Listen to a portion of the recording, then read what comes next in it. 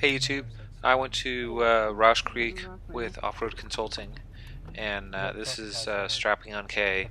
So K is a green trail at Rausch Creek, and this is kind of where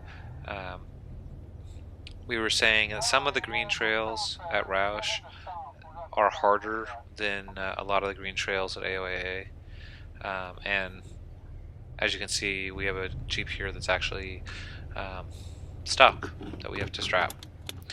So anyway, everybody's getting out to figure out what's going on with this Jeep, and it's not a stock Jeep either, and it's on a green trail, but it's stuck. And so it's kind of amazing that you know you can get stuck on a green trail in the first place. But I mean, anything can happen, and maybe this trail that we're on, maybe part of it should be more like a blue. Like I said, some people were telling me that they thought that the greens at Rausch can be a little more challenging than the greens at AOA. So here we go. The Jeep, it's pretty well built. I think it's on 35s, but it's basically high-centered. I don't know if high-centered is the right word. You can see two of the wheels are completely off the ground. And he doesn't have lockers, so he's not really high-centered per se, because all four wheels are not off the ground. But because he's pinned up like this, he has two wheels off the ground, and so basically four-wheel drive will not do anything. What will happen is if he tries to move forward or back, the wheels that are up in the air are just going to spin. Now, you might ask, why don't we just push him and see if he'll fall backwards? It's really hard to tell, like angles and stuff here. He's actually going down a hill, and that rock is kind of acting like a jack stand, so we can't push him up the hill, obviously, because that's probably like a 3,000-pound Jeep, and you can't really push a 3,000-pound object up a hill. The only real option is basically to strap him or to winch him. So we're going to strap him to get him off the rock, and then everything will be fine. How did he get the rock like that? I have no freaking idea. I've seen other really strange things. I had a rock that actually went up into my fender well, and it was sitting directly on top of one of my wheels, stuck between the wheel and the fender well, and it was like a similarly sized rock, and I have no idea how I got that rock in that position either. So kind of odd. And he has a winch on the front, but you can't really self-recover from this position because a winch will basically just pull him forward. The only way that maybe he could self-recover off this would be if he put the winch in the direction of his passenger and then try to pull himself sideways off it. And that might do some damage to the vehicle. I'm not really sure. The one sure thing that would definitely work would be, obviously having him go backwards, and that's not something that you can do on your own when you're in this position, unless you have lockers. Like if you were out here by yourself. So we're about to get our strap out, and then we will just pull him off this obstacle. And you would intentionally put the farm jack at an angle so it would want to fall over. You put it in a tipsy position, and then you can use farm jacks and they'll push you to the left. Right now, everybody is just amazed if you put them up of the obstacle and how he got himself hung up like this. When it tips. But you can do that. Taking pictures and stuff, just trying to figure out what to do next. Or pull you back with the strap a little bit, a couple inches, and then you'll be fine. So you're going to get to see how to set up a strap. The orange strap up there is the strap. So initially they were setting it up straight. Look how long this thing is. And there's not really room to back up that far. And so I made the mention to them, why don't we double it up? So I'm actually trying to help them double it up, so that's why I'm holding the can, using my hands to help them out with a cable or whatever. But I'll turn around and try to get some better footage. Wow, this is awesome camera work, right? So anyway, there's a strap, and I'm like, hey, this should go over here, and then it should be just doubled up, so then it's half the length. So see, there we go. Now we have it unhooked, and we're going to loop that through a shackle, and then we are going to turn what is basically a 40-foot strap into a 20-foot strap. So here we are both ends of the strap are on his vehicle, and then it's just hooped or being hooped through the shackle, and that looks to be the appropriate length. and we're moving the other Jeep forward just a couple feet so we can actually hoop it through because it was just like a foot too far. I overuse my winch. Like I'd be using my winch here. I'd be like, And okay, we'll get it all hooped up, and then everybody's going to step away from the strap.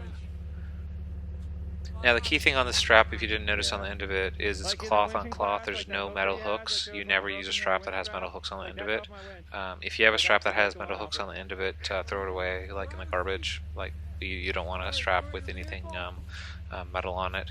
And the reason for that is if it comes unloose, a strap with like a metal hook on the end of it is like a deadly weapon, and it would like fly toward you and like potentially kill you or damage something. If you have a strap like this one that's all cloth with just like a cloth hoop on the end of it, if somehow magically it slipped off the hook or slipped off like whatever you had it attached to, first off it wouldn't have that much velocity where it shouldn't fly very far because it doesn't have that much kinetic energy within it because it's just cloth. It should for the most part fall to the ground, but even if it did like fly back, because it doesn't have any heavy mass or metal on it, it won't do significant damage. And so this is all you had to do. We just had to move them just enough to get them off the rock, and then they'll take the slack off the line, and then we will unhook everything, and then we will be good to proceed forward. So, like I was saying before, there's basically two types of strapping and two types of winching, and this is the first category. This is basically, we just need to move him to get him off the object or up the object a very, very short distance. The other type of strapping or winching that you can do is for a safety purpose, like I did in an earlier video, where you have some type of concern with the vehicle, like flipping over, rolling over, kind of getting too close to an obstacle, and then you leave the strap on there for a little bit longer period of time as more of a safety precaution to ensure that the vehicle can't move any further. But in this particular case, there's no safety concerns here. It was just mainly we just wanted to get them off the rock. So the wrench that he's using, the crescent wrench, some people use crescent wrenches to lock down their shackles. They like make them really super tight because they're afraid they're going to fall off. Personally, I don't like doing that. I don't like using tools to lock shackles onto bumpers. And the reason for that is it makes it so it's very difficult to use a shackle when you need to use it. You need to have that tool to get it loose. Instead, what I like to do is I like to just get a zip tie and run a zip tie through the eye and then through the shackle itself. So then, first off, it's impossible for it to come loose because the zip tie is holding it in place. And you can trim it so it looks all nice and pretty and everything like that. But the other reason why I like having a zip tie on there is you can just use a knife or a screwdriver or anything that you have handy, like literally even the keys to your car. And you can pop the zip tie off, and you can easily get to the shackle with your bare hands, or even with gloves on. You don't have to go get a pair of vice grips or a crescent wrench or any kind of special tool, and you don't have to be excessively strong. And some people even like they'll go through and JB weld or Loctite or tack weld the shackles together because they don't want the shackles to come off.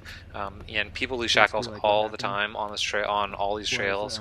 The people that don't do one of those things to have the shackles stay on. And like I was saying, the recommendation I have to everybody, and I know some people have actually followed my recommendation, is just to loop a zip tie through it, and then that will hold it in place, and the shackle won't go anywhere.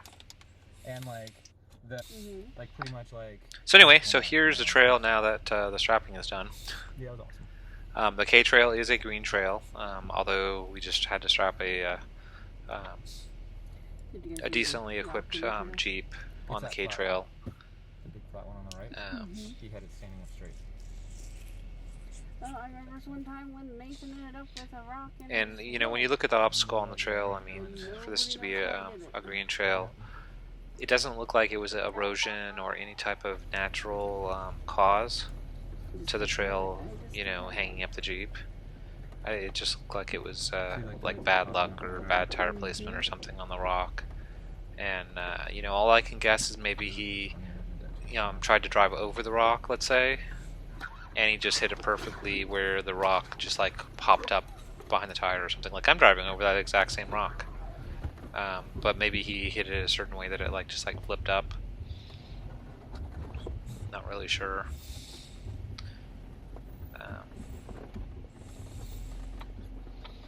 You can see this trail is a little bit off camber. Not to the point that like it's uncomfortable or anything. I mean, obviously it's a green trail.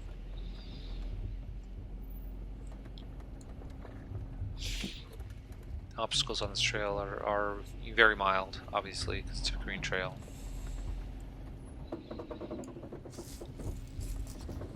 So this is in late fall that we're going down this trail. That's why everything looks dead. Normally, when you're here in the summer, everything will be green and colorful. But this is like late fall. Literally, there was snow on the ground on this trail like 2 weeks after we shot the video.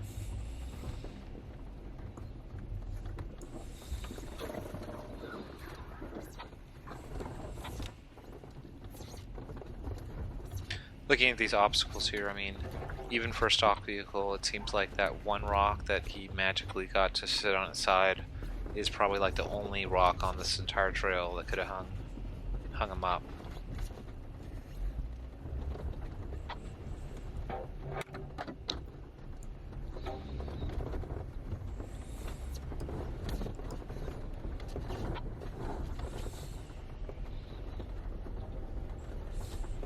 So I mean, this does seem like it would probably be a fun trail for somebody in a stock Jeep that is wanting to just kind of explore around and get an idea of what's out there, and you know, kind of get to have some time out on the trail to get started. We're on this trail to try to get somewhere, and that's just how it is.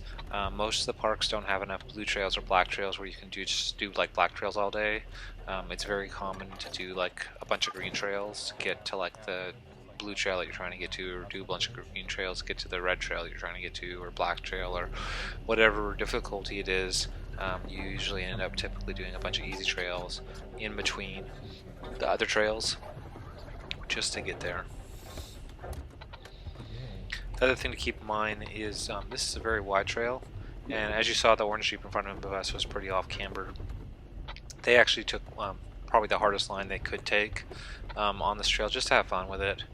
And you know, we're doing the same thing. We have our wheel down in the rut. Normally you wouldn't do that. Normally you would straddle something if you were really concerned about it. And obviously we're not concerned about it. We're just kind of playing around. So you can see like that little kind of 30-degree angle there. If we were perfectly straddling it, we would be flat the whole time.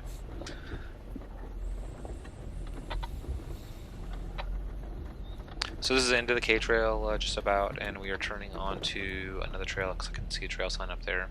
So please like and subscribe, and thank you guys, and we will see you in another video. So yeah, and subscriptions, they really help out with the channel, so please subscribe. If you have like a Google account, just type it in, you can subscribe to our channel. Thanks.